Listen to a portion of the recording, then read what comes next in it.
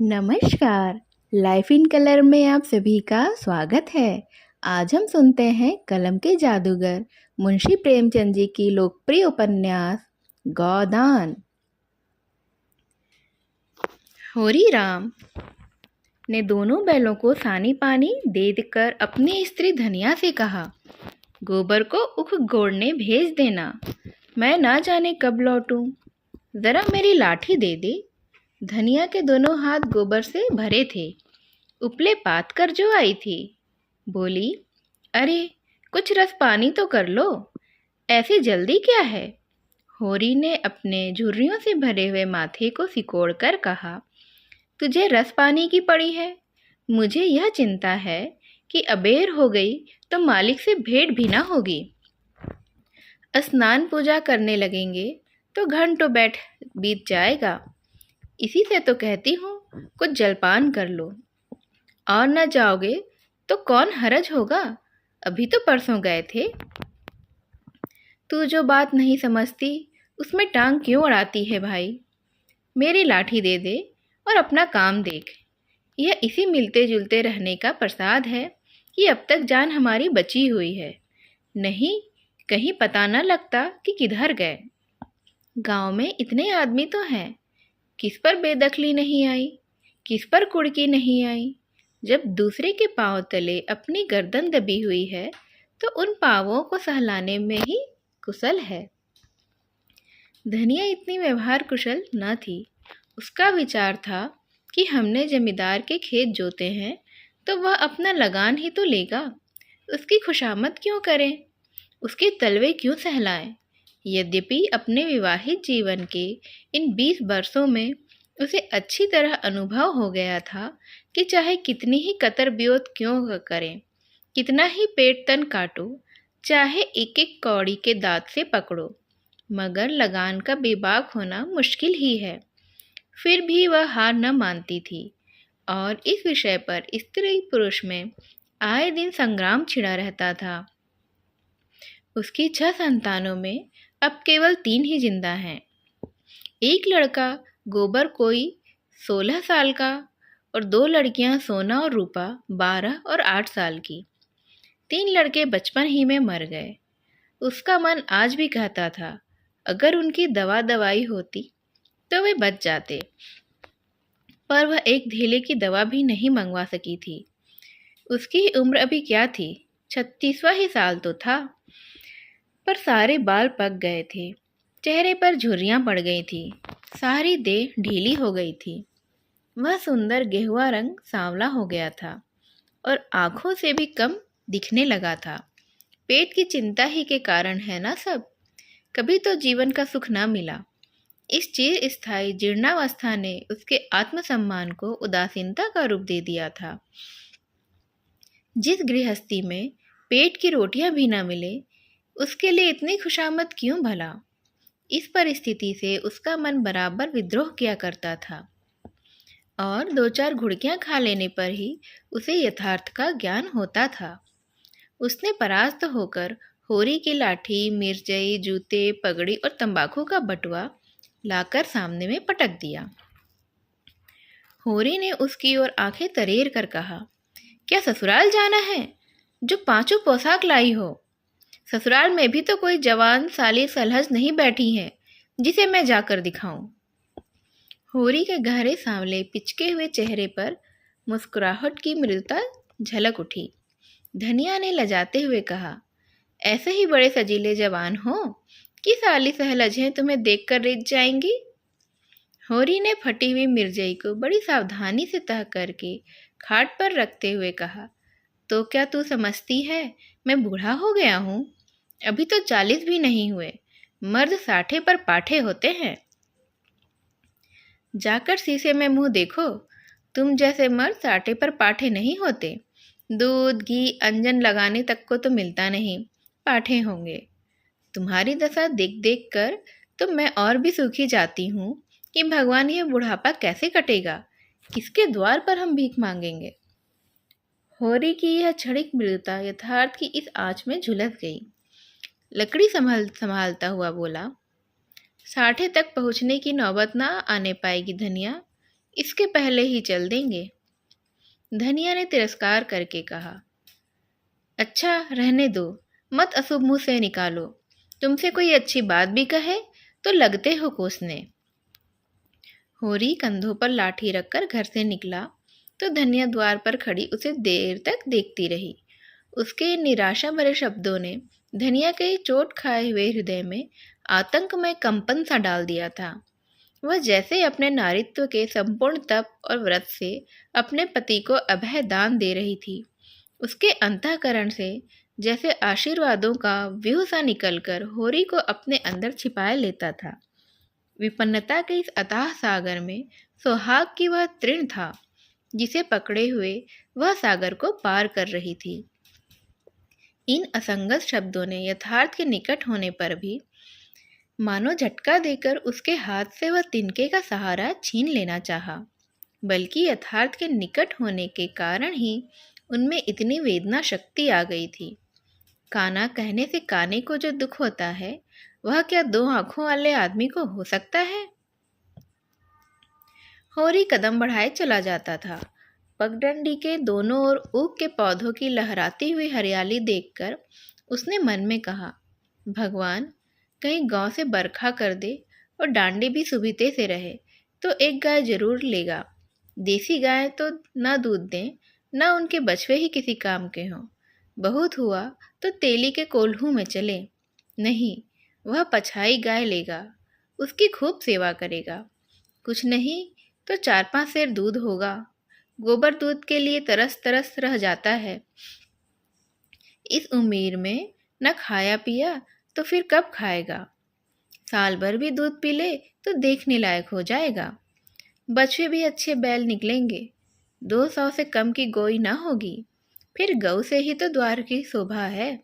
सवेरे सवेरे गऊ के दर्शन हो जाए तो क्या कहना। न जाने कब यह साध पूरी होगी, कब यह शुभ दिन आएगा। हर एक गृहस्थी की भांति होरी के मन में भी गऊ की लालसा चिरकाल से संचित चली आती थी। यही उसके जीवन का सबसे बड़ा स्वप्न, सबसे बड़ी साध थी।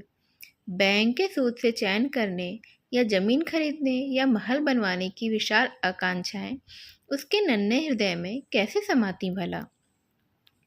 जेठ का सूर्य आमों के झुरमुट से निकलकर आकाश पर छाई हुई लालिमा को अपने रजत प्रताप से तेज प्रदान करता हुआ ऊपर चढ़ रहा था और हवा में गर्मी आने लगी थी। दोनों ओर खेतों में काम करने वाले किसान उसे देखकर राम राम करते और सम्मान भाव से चिलम पीने का निमंत्रण देते थे। पर होरी इतना अवकाश कहाँ था। उसके अंदर बैठी हुई सम्मान लालसा ऐसा आदर पाकर उसके सूखे मुख पर गर्व की झलक पैदा कर रही थी। मालिकों से मिलते जुलते रहने ही का तो यह प्रसाद है कि सब उसका आदर करते हैं। नहीं, उसे कौन पूछता भला। 5 बीघे के किसान की बिसात ही क्या है। यह कम आदर नहीं है कि 3-3 4-4 हल वाले महतो भी उसके सामने सिर झुकाते हैं।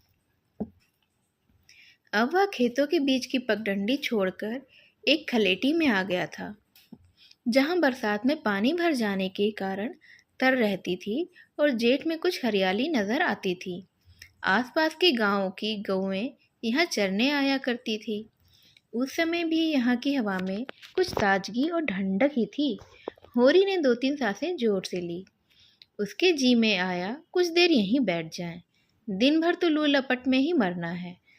कई किसान इस गड्ढे का पट्टा लिखाने को तैयार थे, अच्छी रकम भी देते थे, पर ईश्वर भला राय साहब का कि उन्होंने साफ कह दिया, यह जमीन जानवरों की चराई के लिए छोड़ दी गई है और किसी दाम पर भी ना उठाई जाएगी। कोई स्वार्थी जमींदार होता तो कहता, गाय जाए भाड़ में, हमें तो रुपये मिलते हैं, हम क्यों छोड़ें। पर राय साहब अभी तक पुरानी मर्यादा निभाते आते हैं। जो मालिक प्रजा को ना पाले वह भी कोई आदमी है। सहसा उसने देखा भोला अपनी गाय के लिए इसी तरफ चला आ रहा है। भोला इसी गांव से मिले हुए पूर्वे का ग्वाला था और दूध मक्खन का व्यवसाय करता था। अच्छा दाम मिल जाने पर कभी कभी किसानों के हाथ गाय बेच भी देता था। होरी का मन उन गायों को देखकर ललचा गया। अगर भोला वह आगे वाली गाय उसे दे तो क्या ही कहना, रुपए आगे पीछे देता रहेगा। वह जानता था घर में रुपये नहीं हैं, अभी तक लगान भी नहीं चुकाया जा सका है, 20 साह का देना भी बाकी है, जिस पर आने रुपये का सूद चढ़ा रहा है। लेकिन दरिद्रता में जो एक प्रकार की अदूरदर्शिता होती है, वह निर्लजता जो तकाजे, गाली और मार से भी भयभीत नहीं होती, उसने उस प्रोत्साहित किया। बरसों से जो साध मन को आंदोलित कर रही थी, उसने उसे विचलित कर दिया। भोला के समीप जाकर बोला, राम राम भोला भाई, कहो क्या रंगढंग है? सुना आपकी मेले से नई गाय लाए हो? भोला ने रुखाई से जवाब दिया। होरी के मन की बात उसने ताड़ ली थी। हाँ, 2 बछिए और 2 गाय लाया हूँ। पहले वाली गाय सब सूख गई थी, बंधी पर दूध ना पहुँचे तो गुजर कैसे हो? होरी ने आगे वाली गाय के पुट्टे पर हाथ रखकर कहा, दुधार तो मालूम होती है, कितने मिली है? भोला ने अपनी शान जमाई। अब की बाजार तेज रहा महतो, इसके 80 रुपये देने पड़े। आंखें निकल गई। 30-30 रुपये तो दोनों कॉलरों के दिए। 30 पर ग्राहक रुपए का 8 सेर दूध मांगता है। बड़ा भारी कलेजा है तुम लोगों का भाई। लेकिन फिर लाए भी हो तो वह माल कि यहाँ 10-5 गाँव में तो किसी के पास निकलेगी भी नहीं। भोला पर नशा चढ़ने लगा। बोला, राय साहब इसके 100 रुपये देते थे, दोनों कलरों के 50-50 रुपये, लेकिन हमने न दिए। भगवान ने चाहा तो 100 रुपये इसी बयान में मैं पीट लूँगा। इसमें क्या संदेह है भाई, मालिक क्या खाके लेंगे? नजराने में मिल जाए तो भले ले लें। यह तुम ही लोगों का गुर्दा है कि अंजलि भर रुपये तकदीर के भरोसे गिन देते हो। यही जी चाहता है कि इसके दर्शन करता रहूं। धन्य है तुम्हारे जीवन की, गौओं की इतनी सेवा करते हो। हमें तो गाय का गोबर भी मयस्सर नहीं होता। गिरस्त के घर में एक गाय भी ना हो तो कितनी लज्जा की बात है। साल के साल बीत जाते हैं, गोरस के दर्शन भी नहीं होते। घरवाली बार बार कहती है, भोला भैया से क्यों नहीं कहते? मैं कह देता हूँ, कभी मिलेंगे तो कहूँगा। तुम्हारे स्वभाव से बड़ी प्रसन्न रहती है। कहती है, ऐसा मर्द ही नहीं देखा कि जब बात करेंगे नीची आंखें करके, कभी सिर भी नहीं उठाते। भोला पर जो नशा चढ़ रहा था, उसे इस भरपूर प्याले ने और गहरा कर दिया। बोला, आदमी वही है जो दूसरों की बहू बेटी को अपनी बहू बेटी समझे। जो दुष्ट किसी मेहरिया की ओर ताके, उसे तो गोली मार देना चाहिए। यह तुमने लाख रुपए की बात कह दी भाई। बस सज्जन वही जो दूसरों की आबरू समझे। जिस तरह मर्द के मर जाने से औरत अनाथ हो जाती है, उसी तरह औरत के मर जाने से मर्द के हाथ पांव टूट जाते हैं। मेरा तो घर उजड़ गया महतो, कोई एक लोटा पानी देने वाला भी नहीं है। गत वर्ष भोला की स्त्री लूड़ लग जाने से मर गई थी। यह होरी जानता था, लेकिन 50 बरस का खंखड़ भोला भीतर से इतना स्निग्ध है, वह नहीं जानता था। स्त्री की लालसा उसकी आंखों में सजल हो गई थी। होरी को आसन मिल गया। उसकी व्यवहारिक कृषक बुद्धि सजग हो गई। पुरानी मसल झूठी थोड़े है। बिन घरनी घर भूत का डेरा, कहीं सगाई क्यों नहीं ठीक कर लेते? ताक में ही हूँ महतो, पर कोई जल्दी फंसता नहीं। 150 खर्च करने को भी तैयार हूँ, जैसी भगवान की इच्छा। अब मैं भी फिराक में रहूँगा। भगवान चाहेंगे तो जल्दी घर बस जाएगा। बस यही समझ लो कि उबर जाऊँगा भैया। घर में खाने को भगवान का दिया बहुत है। 4 पसेरी रोज़ दूध हो जाता है, लेकिन किस काम का? मेरे ससुराल में एक मेहरिया है, 3-4 साल हुए उसका आदमी उसे छोड़कर कलकत्ते चला गया। बेचारी पिसाई करके गुजारा कर रही है। बाल बच्चा भी कोई नहीं, देखने सुनने में भी अच्छी है। बस लक्ष्मी ही समझो। भोला का सिकुड़ा सिकुड़ा हुआ चेहरा जैसे और चिकना गया। आशा में कितनी सुधार है। बोला, अब तो तुम्हारा ही आसरा है महतो। छुट्टी हो तो चलो एक दिन देख आते हैं। मैं ठीक ठाक करके तब तुमसे कहूँगा। बहुत उतावली करने से भी काम बिगड़ जाता है। जब तुम्हारी इच्छा हो तब चलो, उतावली काहे की है। इस कबरी पर मन ललचाया हो तो ले लो। यह गाय मेरे मन की नहीं है दादा। मैं तुम्हें नुकसान नहीं पहुंचाना चाहता। अपना धर्म यह नहीं है कि मित्रों का गला दबाएं। जैसे इतने दिन बीते हैं वैसे और भी बीत जाएंगे। तुम तो ऐसे बातें करते हो होरी, जैसे हम तुम दो हैं। तुम गाय ले जाओ, दाम जो चाहे वो दे देना। जैसे मेरे घर रही वैसे तुम्हारे घर रह लेगी। 80 रुपये में ली थी, तुम 80 रुपया ही दे देना। लो, ले जाओ। लेकिन मेरे पास नगद नहीं है दादा, समझ लो। तो तुमसे नगद मांगता भी कौन है भाई। होरी की छाती गजभर की हो गई। 80 रुपए में गाय महंगी नहीं थी। ऐसा अच्छा डिलडोल, दोनों जून में 6-7 सेर दूध, सीधी ऐसी कि बच्चा भी उसे दूल्हे। इसका तो एक एक बाछा 100-100 का होगा। द्वार पर बंधेगी तो द्वार की शोभा बढ़ जाएगी। उसे अभी कोई 400 रुपये देने थे, लेकिन उधार को वह एक तरह से मुफ्त ही समझता था। कहीं भोला की सगाई ठीक हो गई तो 1-2 साल तो वह बोलेगा भी नहीं। और सगाई न भी हुई तो होरी का क्या बिगड़ता है। यही तो होगा, भोला बार बार तगादा करने आएगा, बिगड़ेगा, गालियां देगा। लेकिन होरी को इसकी ज्यादा शर्म नहीं थी। इस व्यवहार का तो वह आदी था।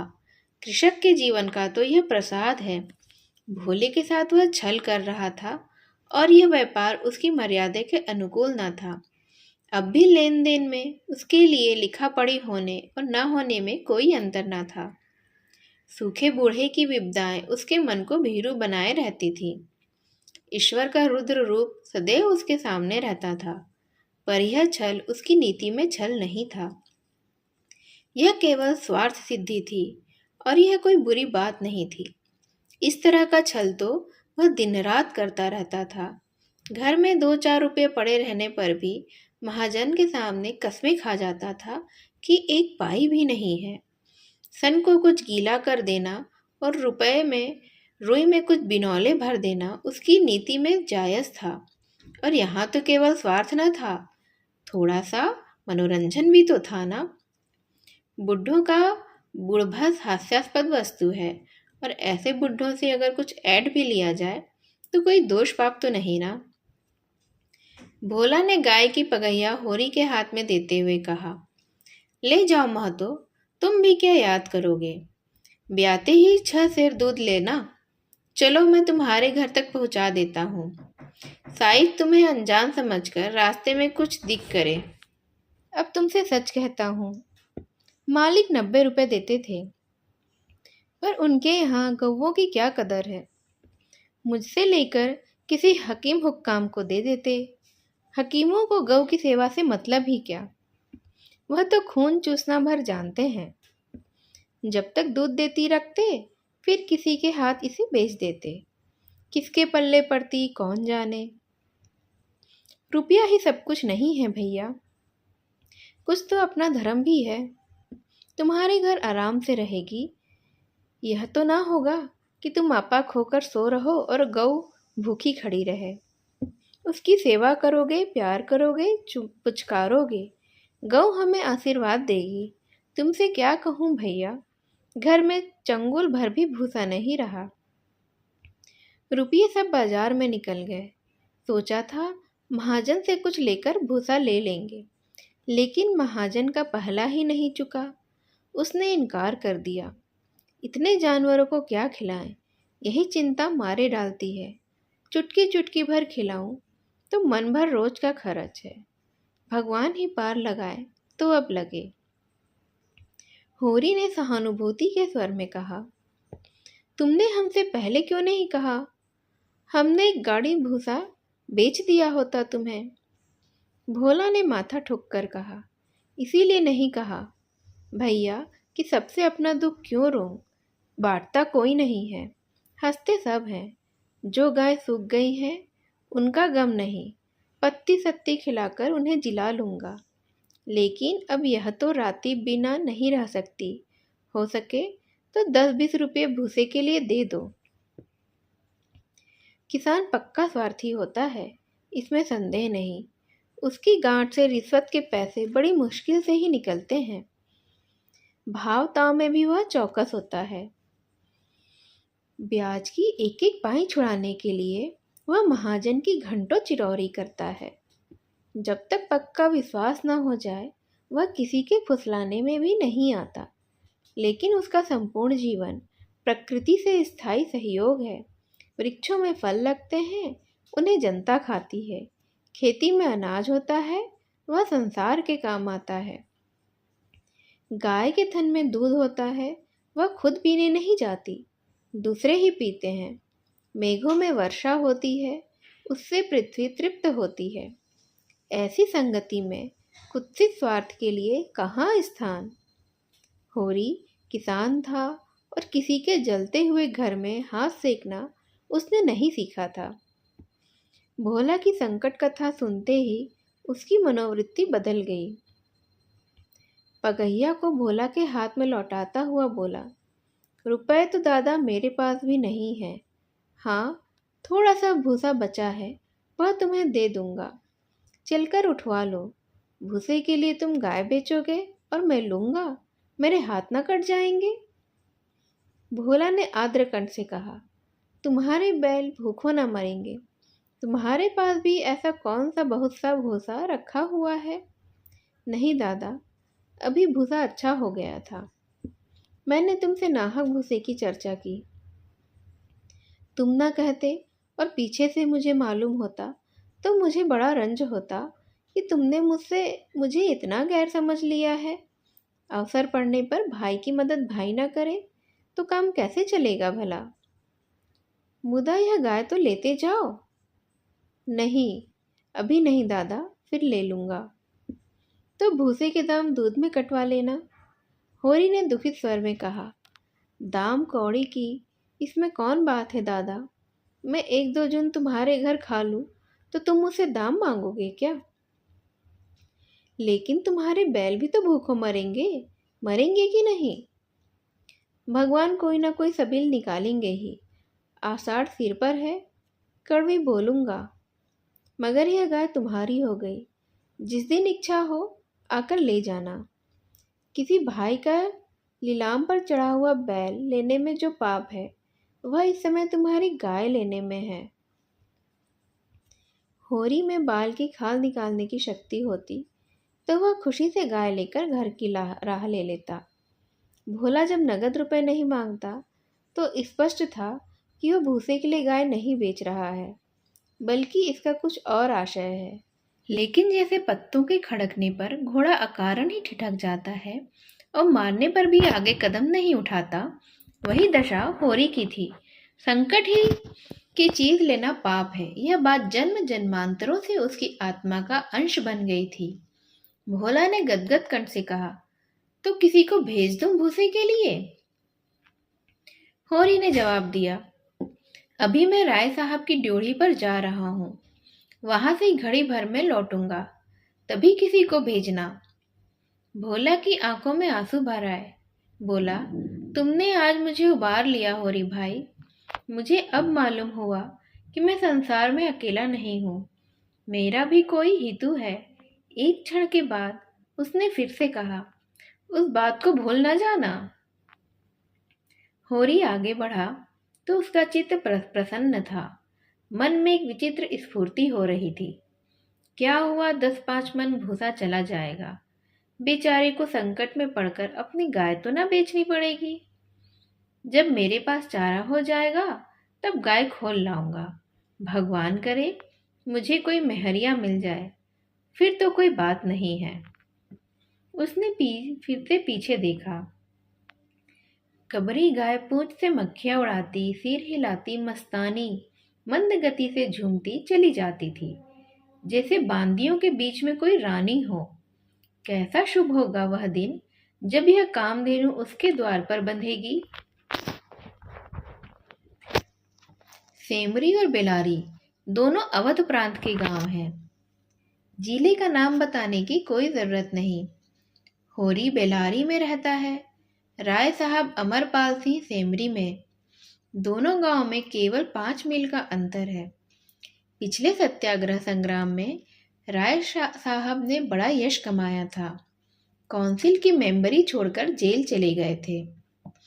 तब से उनके इलाके के आसामियों को उनसे बड़ी श्रद्धा हो गई थी। यही नहीं, इनके इलाके में असामियों के साथ कोई खास रियायत की जाती हो या डांड और बेगार की कड़ाई कुछ कम हो, मगर यह सारी बदनामी मुख्तारों के सिर पर जाती थी। राय साहब की कीर्ति पर कोई कलंक न लग सकता था। वह बेचारे भी तो उसी व्यवस्था के ही गुलाम थे। जाप्ती का काम तो जैसे होता चला आया है वैसे ही होगा। राय साहब की सज्जनता उस पर कोई असर नहीं डाल सकती थी। इसीलिए आमदनी और अधिकार में जौ भर की भी कमी ना होने पर भी उनका यश मानो बढ़ गया था। असामियों से वह हंसकर बोल लेते थे, यही क्या कम है? सिंह का काम तो शिकार करना है। अगर वह गरजने और गुर्राने के बदले मीठी बोली बोल सकता तो उसे घर बैठे मनमाना शिकार ना मिल जाता। शिकार की खोज में जंगल में क्यों भटकना पड़ता? राय साहब राष्ट्रवादी होने पर भी हुक्काम से मेल जोल बनाए रखते थे। उनकी नजरें और डालियां और कर्मचारियों की दस्तूरियां जैसी की तैसी चली आती थीं। साहित्य और संगीत प्रेमी थे, ड्रामा के शौकीन, अच्छे वक्ता, अच्छे लेखक, अच्छे निशानेबाज। उनकी पत्नी को मरे आज 10 साल हो चुके थे, मगर दूसरी शादी न की थी। हंस बोलकर अपने विधुर जीवन को बहलाते रहते थे। होरी द्योढ़ी पर पहुंचा तो देखा जेठ के दशहरे के अवसर होने वाले धनुष यज्ञ की बड़ी जोरों से तैयारियां हो रही थी। कहीं रंगमंच बन रहा था, कहीं मंडप, कहीं मेहमानों का आतिथ्य गृह, कहीं दुकानदारों के लिए दुकानें थीं। धूप तेज हो गई थी, पर राय साहब खुद काम में लगे हुए थे। अपने पिता से संपत्ति के साथ साथ उन्होंने राम की भक्ति भी पाई थी और धनुष यज्ञ को नाटक का रूप देकर उसे शिष्ट मनोरंजन का साधन बना दिया था। इस अवसर पर उनके यार दोस्त हकीम हुक्काम सभी आमंत्रित होते थे और 2-3 दिन इलाके में बड़ी चहल पहल रहती थी। राय साहब का परिवार बहुत ही विशाल था। कोई 150 सरदार एक साथ भोजन करते थे। कई चर्चा थे, 2 दर्जनों चचेरे भाई, कई सगे भाई, बीसियों नाते के भाई। एक चचा साहब राधा के अनन्य उपासक भी थे और बराबर वृंदावन में रहते थे। भक्ति रस के कितने ही कवित्व उन्होंने रच डाले थे और समय समय पर उन्हें छपवा कर दोस्तों को भेंट दे दिया करते थे। एक दूसरे चाचा थे जो राम के परम भक्त थे और फारसी भाषा में रामायण का अनुवाद कर रहे थे। रियासत से सबक वजीफे बंधे हुए थे। किसी को कोई काम करने की कोई जरूरत नहीं थी।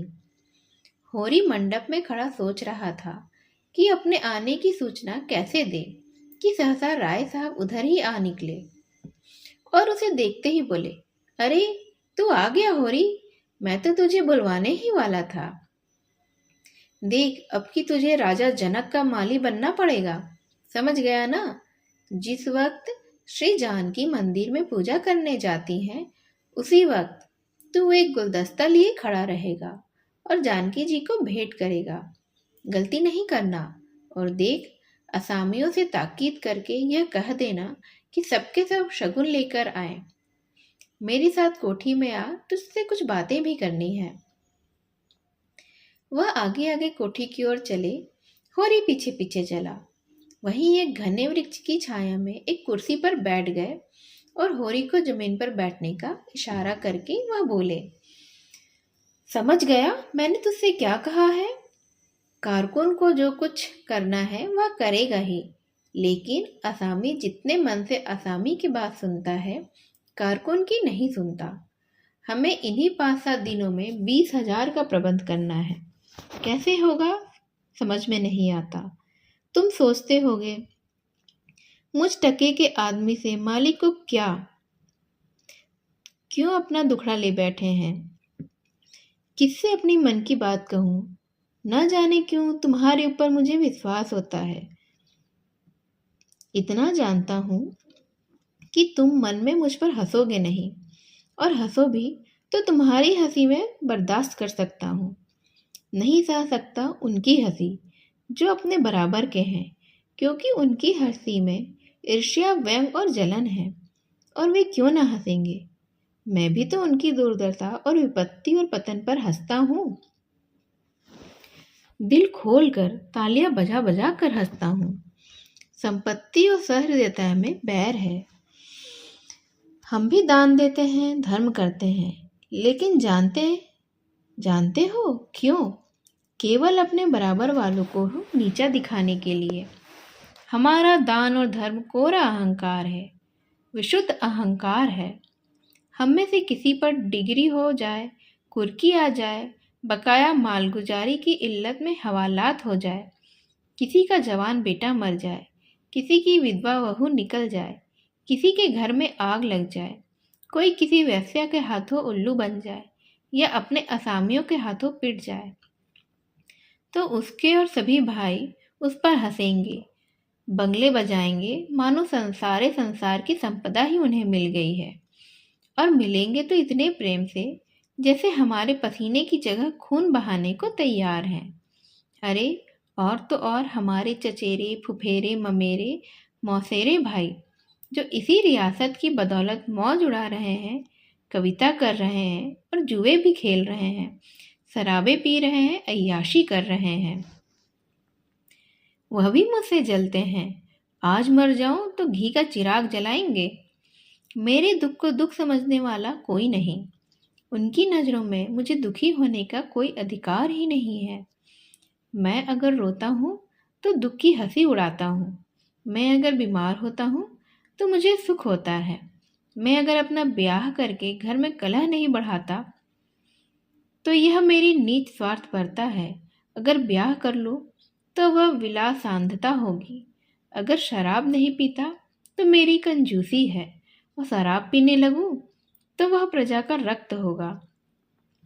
अगर मैं अय्याशी नहीं करता तो अरसिक हूँ, और अय्याशी करने लगूं तो फिर कहना ही क्या है।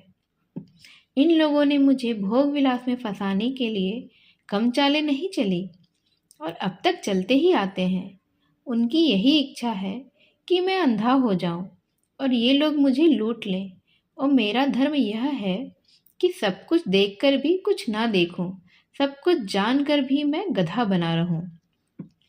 राय साहब ने गाड़ी की ओर बढ़ने के लिए 2 बीड़े पान खाए और होरी के मुख को ताकने लगे, जैसे ही उसके मनोभावों को पढ़ना चाहते हैं। होरी ने साहस बटोर कर कहा, हम समझते थे कि ऐसी बातें हम ही लोगों में होती हैं, पर जान पड़ता है बड़े आदमियों में भी इसकी कोई कमी नहीं है। राय साहब ने मुंह से पान भरकर कहा और थोड़ा गला साफ किया, तुम हमें बड़ा आदमी समझते हो।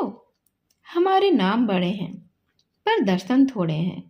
गरीबों में अगर ईर्ष्या या बैर है तो स्वार्थ के लिए या पेट के लिए है। ऐसी ईर्ष्या और बैर को मैं क्षम्य समझता हूँ। हमारे मुंह की रोटी कोई छीन ले तो उसके गले में उंगली डालकर निकालना हमारा धर्म हो जाता है। अगर हम छोड़ दें तो देवता हैं। बड़े आदमियों की ईर्ष्या और बैर केवल आनंद के लिए हैं। हम इतने बड़े आदमी हो गए हैं कि हमें नीचता और कुटिलता में ही अपना निस्वार्थ और परम आनंद मिलता है। हम देवतापन के उस दर्जे पर पहुंच गए हैं जब हमें दूसरों के रोने पर हंसी आती है। इसे तुम छोटी साधना मत समझो। जब इतना बड़ा कुटुंब है तो कोई ना कोई तो हमेशा बीमार रहेगा ही ना। और बड़े आदमियों के रोग भी बड़े होते हैं। वह बड़ा आदमी ही क्या, जिसे कोई छोटा रोग हो जाए, मामूली ज्वर भी आ जाए, तो हमें सरसाम की ध्वजा सारी दवाएं दी जाती हैं। मामूली गुंसी भी निकल आए तो वह जहरबाद बन जाती है। अब छोटे सर्जन और मझोले सर्जन और बड़े सर्जन तार से बुलाए जाते हैं। मसीहुल मुल्क को लाने के लिए दिल्ली आदमी भेजा जा रहा है, विश्वाचार्य को लाने के लिए कलकत्ता। उधर देवालय में दुर्गा पाठ हो रहा है और ज्योतिषाचार्य कुंडली का विचार कर रहे हैं और तंत्र के आचार्य अपने अनुष्ठान में भी लगे हुए हैं। राजा साहब को यमराज के मुंह से निकालने के लिए दौड़ लगी हुई है। वैद्य और डॉक्टर इस ताक में रहते हैं कि कब इनके सिर में दर्द हो और कब उनके घर में सोने की वर्षा हो जाए। और रुपये तुमसे और तुम्हारे भाइयों से वसूल किए जाते हैं, वो भी भाले की नोक पर। मुझे तो यही आश्चर्य होता है कि क्यों तुम्हारी आहों का दावानल हमें भस्म नहीं कर डालता। मगर नहीं, आश्चर्य करने की कोई बात नहीं। भस्म होने में तो बहुत देर नहीं लगती, वेदना भी थोड़ी ही देर की होती है। हम ज्यों ज्यों और अंगुल अंगुल और पौर पौर भस्म हो रहे हैं, उस हाहाकार से बचने के लिए हम पुलिस की, हुक्काम की, अदालत की, वकीलों की शरण लेते हैं और रूपवती स्त्री की भांति सभी के हाथों का खिलौना बनते हैं। दुनिया समझती है हम बड़े ही सुखी हैं। हमारे पास इलाके, महल, सवारियां, नौकर चाकर, कर्ज, वेश्याएं क्या नहीं है। लेकिन जिसकी आत्मा में बल नहीं, अभिमान नहीं, वह और चाहे कुछ हो, आदमी नहीं। जिसे दुश्मन के भय के मारे रात को नींद न आती हो, जिसके दुख पर सब हंसें और रोने वाला कोई ना हो, जिसकी चोटी दूसरों के पैरों के नीचे दबी हो, जो भोग विलास के नशे में अपने को ही भूल गया हो, जो हुक्काम के तलवे चाटता हो और अपने अधीनों का खून चूसता हो, मैं उसे सुखी नहीं कहता। वह तो संसार का सबसे अभागी प्राणी है। साहब शिकार खेलने आए या दौरे पर, मेरा कर्तव्य है कि उनके दुम के पीछे लगा रहूं। उनकी भौहें पर शिकन पड़ी और हमारे प्राण सूख गए। उन्हें प्रसन्न करने के लिए हमें क्या नहीं करना होता। मगर वह पचड़ा सुनाने लगूं तो शायद तुम्हें विश्वास ही ना आए। डालियों और रिश्वतों तक तो खैर गनीमत है, हम सिजदे करने को भी तैयार रहते हैं। मुफ्तखोरी ने हमें अपंग बना दिया है। हमें अपने पुरुषार्थ पर लेश मात्र भी विश्वास नहीं है। केवल अफसरों के सामने दुम हिला हिलाकर किसी तरह उनके कृपा पात्र बने रहना और उनकी सहायता से अपने प्रजा पर आतंक जमाना, यही हमारा उद्यम है। पिछल गुओं की खुशामदों ने हमें इतना अभिमानी और तुनक मिजाज बना दिया है कि हमें शील, विनय और सेवा का लोप हो गया है। मैं तो कभी कभी सोचता हूँ कि अगर सरकार हमारे इलाके छीनकर हमें अपने रोजी के मेहनत करना सिखा दे तो हमारे साथ महान उपकार करे। और यह तो निश्चय है कि अब सरकार भी हमारी रक्षा नहीं करेगी। हमसे अब इसका कोई स्वार्थ नहीं निकलता ना। लक्षण कह रहे हैं कि बहुत जल्द हमारे वर्ग की हस्ती मिट जाने वाली है। मैं उस दिन का स्वागत करने के लिए तैयार बैठा हूँ। ईश्वर वह दिन जल्दी लाए। वह हमारे उद्धार का ही दिन होगा। हम परिस्थितियों के शिकार बने हुए हैं।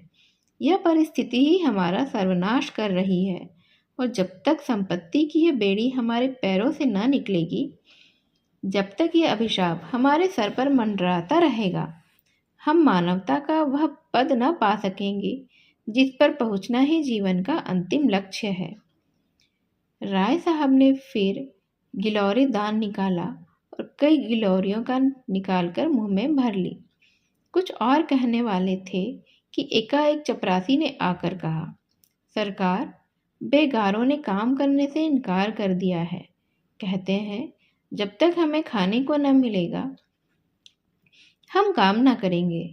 हमने धमकाया तो सब काम छोड़कर अलग हो गए हैं। राय साहब के माथे पर बल पड़ गए। आंखें निकाल कर बोले, चलो मैं इन दुष्टों को अभी ठीक करता हूँ। जब कभी खाने को नहीं दिया तो आज यह नई बात क्यों? एक आने रोज के हिसाब से मजूरी मिलेगी जो हमेशा मिलती ही रहती है। और इस मजूरी पर काम करना होगा, सीधे करें या टेढ़े। फिर होरी की ओर देखकर बोले, तुम अब जाओ होरी, अपनी तैयारी करो। जो बात मैंने कही है उसका ख्याल रखना। तुम्हारे गांव से मुझे कम से कम 500 की आशा है। राय साहब झल्लाते हुए चले गए। होरी ने मन में सोचा, अभी यह कैसी नीति और धर्म की बातें कर रहे थे और एकाएक इतने गर्म हो गए। सूर्य सिर पर आ गया था। उसके तेज से अभिभूत होकर वृक्ष ने अपना पसार समेट लिया था।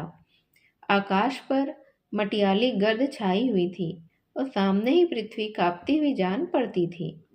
होरी ने अपना डंडा उठाया और घर चला। शगुन के रुपये कहाँ से आएंगे, यही चिंता उसके सिर पर सवार हो गई थी।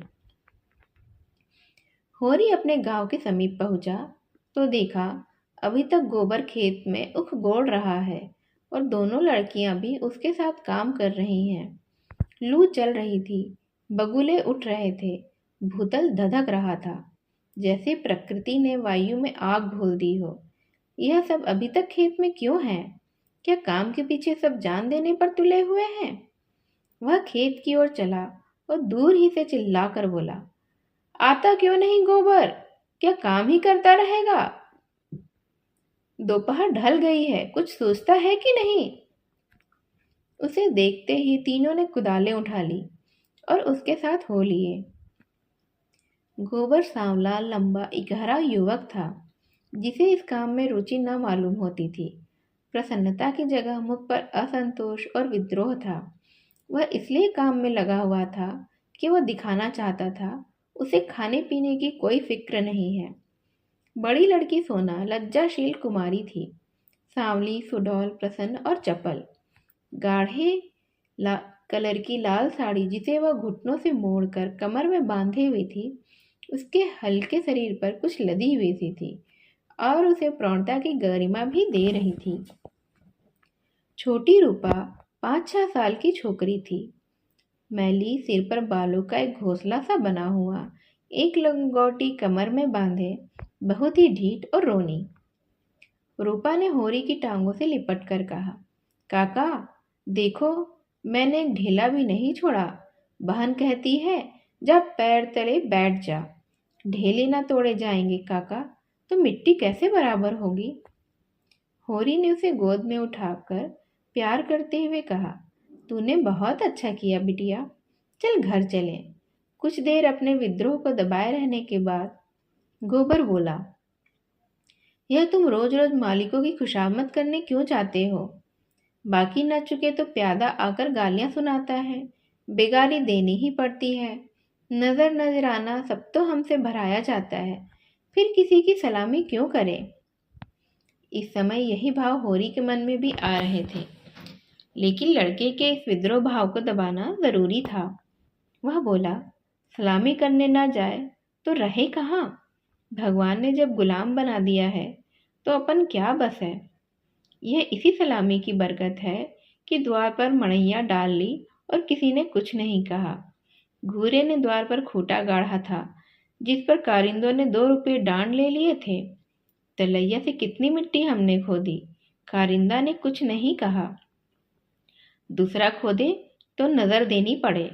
अपने मतलब के लिए सलामी करने जाता हूँ। पाँव में सनीचर नहीं है और न सलामी करने में कोई बड़ा ही सुख मिलता है। घंटों खड़े रहो, तब जाकर मालिक को खबर होती है। कभी बाहर निकलते हैं, कभी कहला देते हैं कि फुर्सत नहीं है। गोबर ने कटाक्ष किया, बड़े आदमियों की हाँ में हाँ मिलाने में कुछ न कुछ आनंद तो मिलता ही है। नहीं लोग मेंबरी के लिए क्यों खड़े हों? जब सिर पर पड़ेगी तब मालूम होगा बेटा, अभी जो चाहे कह लो। पहले मैं भी यही सब बातें सोचा करता था, पर अब मालूम हुआ कि हमारी गर्दन दूसरों के पैरों के नीचे दबी हुई है, अकड़कर निभाह नहीं हो सकता है। पिता पर अपना क्रोध उतारकर गोबर कुछ शांत हो गया और चुपचाप चलने लगा। सोना ने देखा रूपा बाप की गोद में चढ़ी बैठी है तो उसे ईर्ष्या हुई। उसे डांट कर बोली, अब गोद से उतरकर पाँव पाँव क्यों नहीं चलती? क्या तेरे पाँव टूट गए हैं? रूपा ने बाप की गर्दन में हाथ डालकर ढिठाई से कहा, ना उतरेंगे, जाओ। काका, बहन हमको रोज चिढ़ाती है कि तू रूपा है, मैं सोना हूँ, मेरा नाम कुछ और रख दो ना। होरी ने सोना को बनावटी रोष से देखकर कहा, तू इसे क्यों चिढ़ाती है सोनिया? सोना तो देखने को है, निबाह तो रूपा से होता है। रूपा ना हो तो रुपये कहाँ से बने, बता। सोना ने अपने पक्ष का समर्थन किया। सोना ना हो तो मोहर कैसे बने, नथुनिया कहाँ से आए, कंठा भी कैसे बनेगा। गोबर भी इसी विनोद में विवाद में शरीक हो गया। रूपा से बोला, तू कह दे कि सोना तो सूखी पत्ती की तरह पीला होता है, रूपा तो उजला होता है जैसे कि सूरज। सोना बोली, शादी ब्याह में पीली साड़ी पहनी जाती है, उजली साड़ी कोई नहीं पहनता। रूपा इस दलील से परास्त हो गई। गोबर और होरी की कोई दलील इसके सामने न ठहर सकी। उसने क्षुब्ध आंखों से होरी को देखा। होरी को एक नई युक्ति सूझ गई। बोला, सोना बड़े आदमियों के लिए है, हम गरीबों के लिए तो रूपा ही है। जैसे जौ को राजा कहते हैं, गेहूं को चमार, इसलिए नहीं कि गेहूं बड़े आदमी खाते हैं और जौ हम लोग खाते हैं। सोना के पास इस सबल युक्ति का कोई जवाब न था। परास्त होकर बोली, तुम सब जाने एक हो गए और नहीं रुपया को रुलाकर छोड़ते हो। रूपा ने उंगली मटका कर कहा, हे राम, सोना चमारे राम, सोना चमार। इस विजय का उसे इतना आनंद हुआ कि बाप की गोद में रह न सकी, जमीन पर कूद पड़ी और उछल उछल कर यही रट लगाने लगी, रूपा राजा सोना चमार, रूपा राजा सोना चमार। ये लोग घर पहुंचे तो धनिया द्वार पर खड़ी इनकी बाट जो रही थी। रुष्ट होकर बोली, आज इतनी देर क्यों की गोबर, काम के पीछे कोई प्राण थोड़े ही दे देता है। फिर पति से गर्म होकर कहा, तुम भी वहां से कमाई कर कर लौटे तो खेत में पहुंच गए, खेत कहीं भागा जाता था। द्वार पर कुआं था। होरी और गोबर ने एक एक कलसा पानी सिर पर उड़ेला, रूपा को नहलाया और भोजन करने गए। जौ की रोटियां थी, पर गेहूं जैसी सफेद और चिकनी। अरहर की दाल थी जिसमें कच्चे आम पड़े हुए थे। रूपा बाप की थाली में खाए बैठी। सोना ने उसे ईर्ष्या भरी आंखों से देखा, मानो कह रही थी, वाह रे दुलार। धनिया ने पूछा, मालिक से क्या बातचीत हुई। होरी ने लोटा भर पानी चढ़ाते हुए कहा, यही तहसील वसूल की बात थी और क्या। हम लोग समझते हैं बड़े आदमी बहुत सुखी होंगे, लेकिन सच पूछो तो वह हमसे भी ज्यादा दुखी हैं। हमें पेट की ही बस चिंता है, उन्हें तो हजारों चिंताएं घेरे रहती हैं। राय साहब ने और क्या क्या कहा था वह कुछ होरी को याद नहीं था।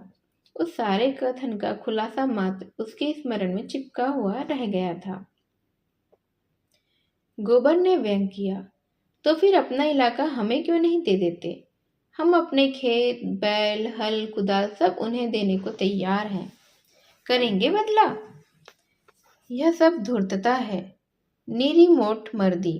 जिसे दुख होता है वह दर्जनों मोटरें नहीं रखता, महलों में नहीं रहता, हलवा पूरी भी नहीं खाता और न नाच रंग में लिप्त रहता है। मजे से राजा का सुख भोग रहे हैं, उस पर भी कहते हैं दुखी हैं। होरी ने झुंझला कर कहा, अब तुमसे बहस कौन करे भाई। जय जात किसी से छोड़ी जाती है कि वह छोड़ देंगे। हम ही को खेती से क्या मिलता है, एक आने नफरी की मजूरी भी तो नहीं पड़ती। जो 10 रुपये महीने का भी नौकर है वह भी हमसे अच्छा खाता पहनता है। लेकिन खेतों को छोड़ा तो नहीं जाता। खेती छोड़ दे तो और क्या करें, नौकरी कहीं मिलती है क्या। फिर मर्जाद भी तो पालना ही पड़ता है। खेती में जो मर्जाद है वह नौकरी में तो नहीं। इसी तरह जमींदारों का हाल भी समझ लो, उनकी जान को भी तो सैकड़ों रोग लगे हुए हैं। हकीमों को रसद पहुंचाओ, उनकी सलामी करो, अमलों को खुश करो, तारीख पर माल गुजारी न चुका दे तो हवालात हो जाए और कुड़की हो जाए। हमें तो कोई हवालात नहीं ले जाता, 2-4 गालियां घुड़कियां ही तो मिलकर रह जाती हैं। गोबर ने प्रतिवाद किया, यह सब कहने की बातें हैं। हम लोग दाने दाने को मोहताज हैं, पर देह पर साबित कपड़े भी नहीं। चोटी का पसीना एड़ी तक आता है, तब भी गुजर नहीं होता। उन्हें क्या, मजे से गद्दी मसनद लगाए बैठे हैं। सैकड़ों नौकर चाकर हैं, हजारों आदमियों पर हुकूमत है। रुपये न जमा होते, पर सुख तो सभी तरह का भोगते हैं। धन लेकर आदमी और क्या क्या करता है भला। तुम्हारी समझ में हम और वह बराबर हैं क्या? भगवान ने तो सबको बराबर बनाया है ना। यह बात नहीं है बेटा। छोटे बड़े भगवान के घर से बनकर आते हैं। संपत्ति बड़ी तपस्या से मिलती है। उन्होंने पूर्व जन्म में जैसे कर्म किए, उसी का आनंद भोग रहे हैं। हमने कुछ नहीं सोचा, कुछ नहीं किया, तो हम क्या भोगे भला। यह सब मन को समझाने की बातें हैं। भगवान सबको बराबर बनाते हैं। यहाँ जिसके हाथ में लाठी है, वह गरीबों को कुचलकर बड़ा आदमी बन जाता है। यह तुम्हारा भ्रम है। मालिक आज भी 4 घंटे रोज भगवान का भजन करते हैं। किसके बल पर यह भजन भाव और दान धर्म होता है?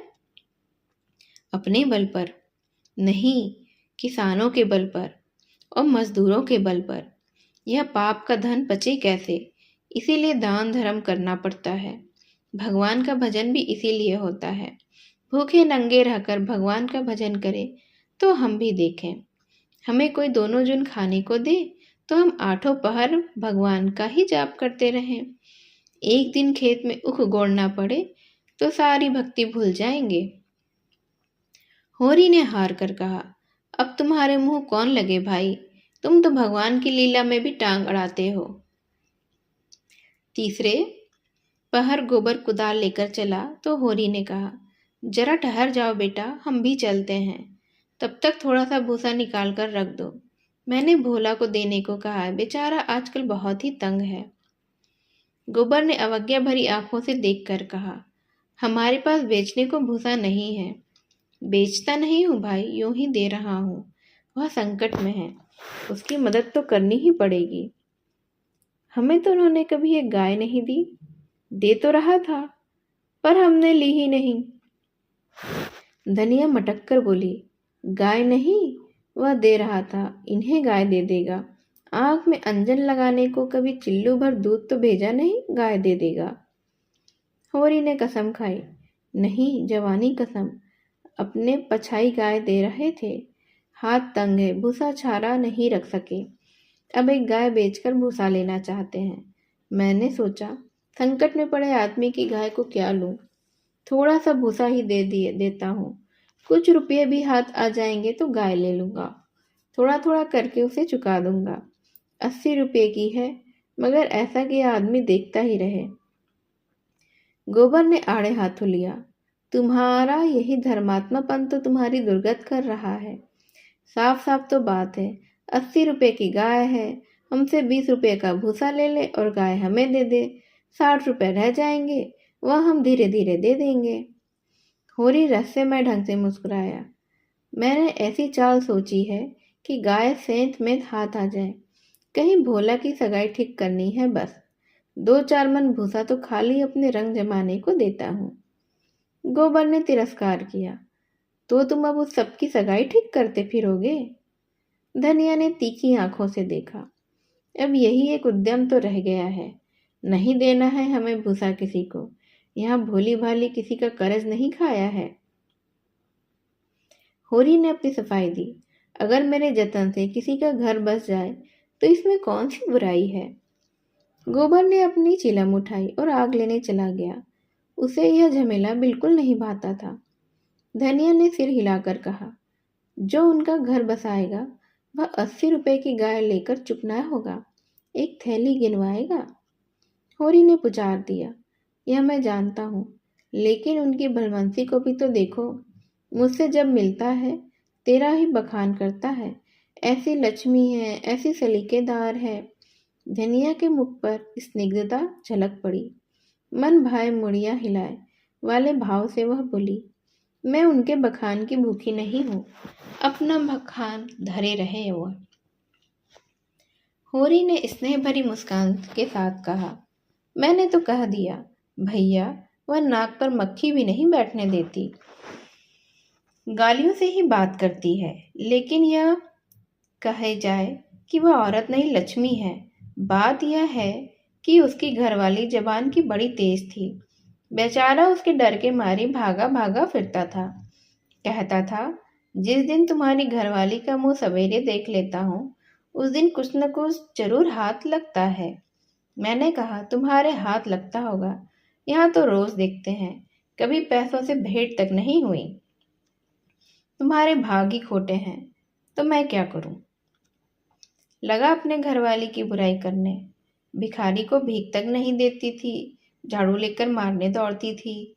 लालचीन ऐसी थी कि नमक तक दूसरों के घर से मांग लाती थी। मरने पर किसी की क्या बुराई करूं? मुझे देखकर जल उठती थी। भोला बड़ा गमखोर था कि उसके साथ निबाह कर दिया। दूसरा होता तो जहर खाकर मर जाता। मुझसे 10 साल बड़े होंगे भोला, पर राम राम पहले ही करते हैं। तो क्या कहते थे कि जिस दिन तुम्हारी घरवाली का मुख देख लेता हूँ तो क्या होता है?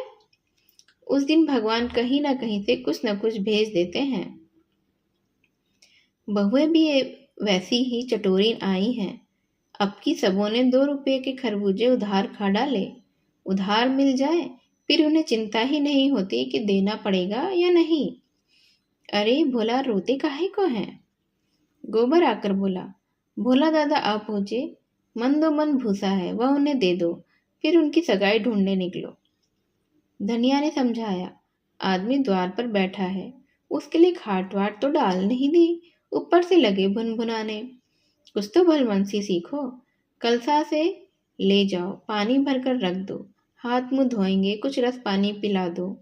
मुसीबत में ही आदमी दूसरों के सामने हाथ फैलाता है। होरी बोला, रस वस का काम नहीं है, कौन कोई पाहुने हैं? धनिया बिगड़ी, पाहुने और कैसे होते हैं? रोज रोज तो तुम्हारे द्वार पर नहीं आते हैं। इतनी दूर से धूप घाम में आए हैं, प्यास तो लगी ही होगी। रुपया देख डब्बे में तमाकू है कि नहीं? गोबर के मारे काहे को बची होगी? दौड़ कर 1 पैसे की तमाकू सहुआइन की दुकान से ले तो आ।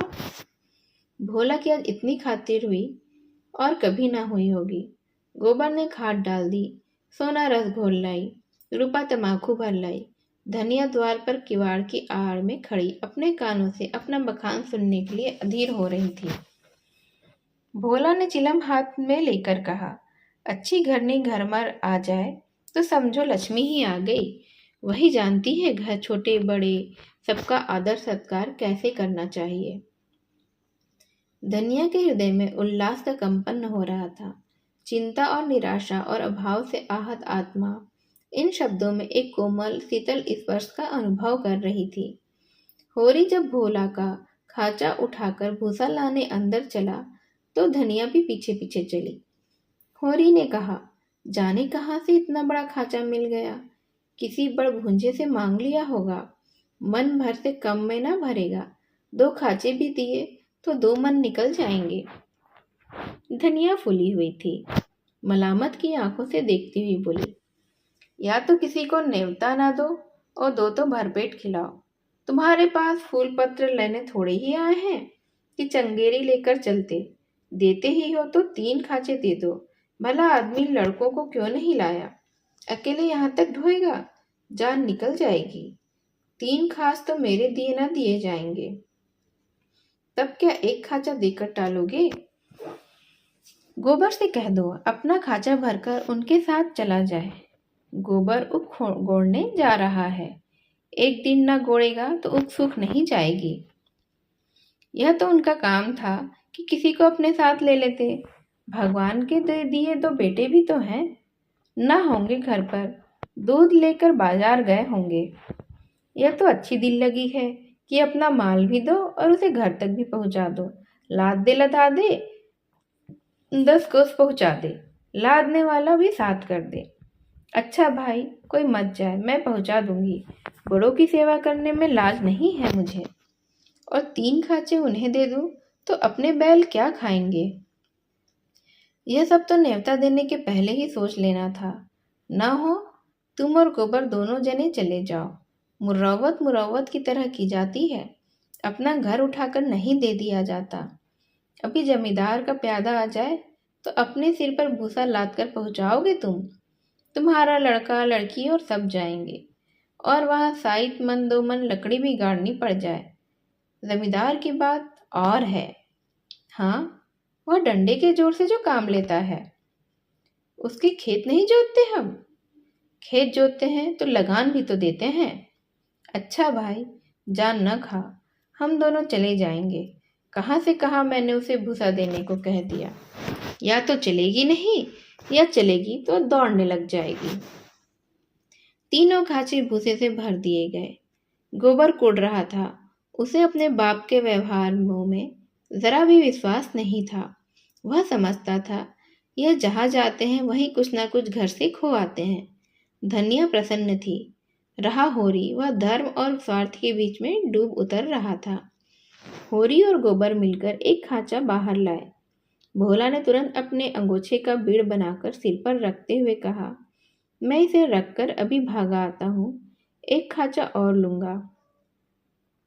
होरी बोला, एक नहीं, अभी दो और भरे धरे हैं और तुम्हें आना न पड़ेगा। मैं और गोबर एक एक खांचा लेकर तुम्हारे साथ ही चलते हैं। भोला स्तंभित हो गया। होरी उसे अपना भाई, बल्कि उससे भी निकट जान पड़ा। उसे अपने भीतर एक ऐसी तृप्ति का अनुभव हुआ जिसने मानो उसके संपूर्ण जीवन को हरा कर दिया हो। तीनों भूसे लेकर चले तो राह में बातें होने लगी। भोला ने पूछा, दशहरा आ रहा है, मालिकों के द्वार पर तो बड़ी धूमधाम होगी। हाँ, तंबू सामियाना गड़ गया है। अब की लीला में मैं भी काम करूंगा। राय साहब ने कहा है तुम्हें राजा जनक का माली बनना पड़ेगा। मालिक तो तुमसे बहुत खुश है। अरे, उनकी दया है। एक क्षण के बाद भोला ने फिर पूछा, शगुन करने के लिए रुपये का कुछ जुगाड़ कर लिया है? माली बन जाने से तो गला तुम्हारा नहीं छूटेगा। होरी ने मुंह का पसीना पोंछकर कहा, उसी की चिंता तो मारे डालती है। अनाज तो सबका सब खलिहान में ही तुल गया। जमींदार ने अपना ले लिया, महाजन ने अपना। मेरे लिए 5 सेर अनाज बच रहा है। यह भूसा तो मैंने रातों रात ढोकर छिपा दिया था, नहीं तो तिनका भी नहीं बचता। जमींदार तो एक ही है, मगर महाजन 3-3 हैं।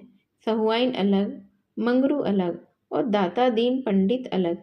किसी का ब्याज भी पूरा ना चुका। जमींदार के भी आधे रुपये बाकी पड़ गए हैं। सहुआइन ने फिर रुपये उधार लिए तो काम चला। सब तरह किफ़ायत करके देख लिया भैया, कुछ नहीं होता। हमारा जन्म तो इसीलिए हुआ है कि हम रक्त बहाएं और बड़ों का घर भर दें। मूल का दुगना सूद भर चुका हूँ, पर मूल ज्यों का त्यों सिर पर सवार ही है। लोग कहते हैं शादी गमी में तीरथ बरत में हाथ बांधकर खर्च करो। मुर्दा सा रास्ता कोई नहीं दिखाता। राय साहब ने बेटे के ब्याह में 20,000 लुटा दिए, उनसे कोई कुछ नहीं कहता। मंगरू ने अपने बाप के करिया कर्म में 5,000 लगाए, उनसे कोई कुछ नहीं पहुँचता। वैसे ही मरद जात तो सबकी है ना। भोला ने करुण भाव से कहा, बड़े आदमियों की बराबरी तुम कैसे कर सकते हो भैया? आदमी तो हम भी हैं ना।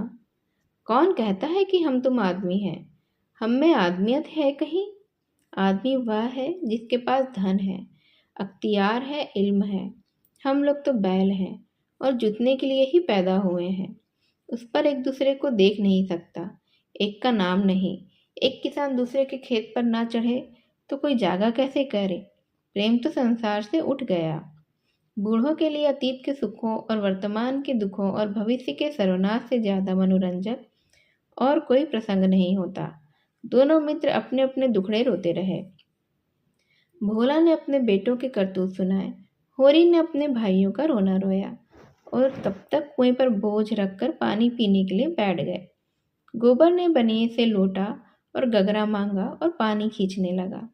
भोला ने सहृदयता से पूछा, अलगौंजे के समय तो तुम्हें बड़ा रंज हुआ होगा।